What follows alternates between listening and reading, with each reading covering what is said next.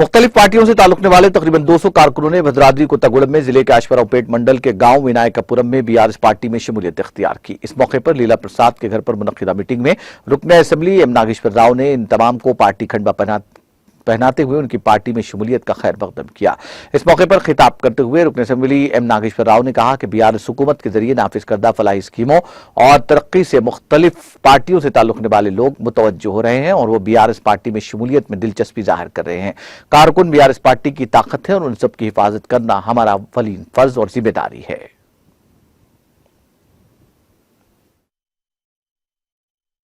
మీ గ్రామంలో మీ పెద్ద మనుషులతో ఏర్పాటు చేద్దాం।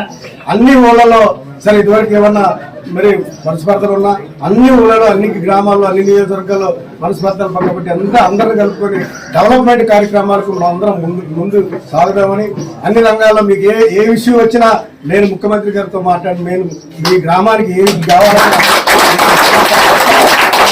మొన్ననే కూడా మన అశ్వరావుపేట సెంట్రల్ లైటింగ్ 23 కోట్లు ఇవ్వడం జరిగింది। అదే రకంగా మొన్న దమ్మపేట కూడా అడిగారు, అది 5 కోట్లు ఇవ్వడం జరిగింది సెంట్రల్ లైటింగ్। మొలకలపల్లి కూడా 5 కోట్లు ఇవ్వడం జరిగింది। అనపరెడ్డిపల్లిలో కూడా 5 కోట్లు ఇవ్వడం జరిగింది। అంటే మన సెంట్రల్ కొండ ఆల్రెడీ హైవే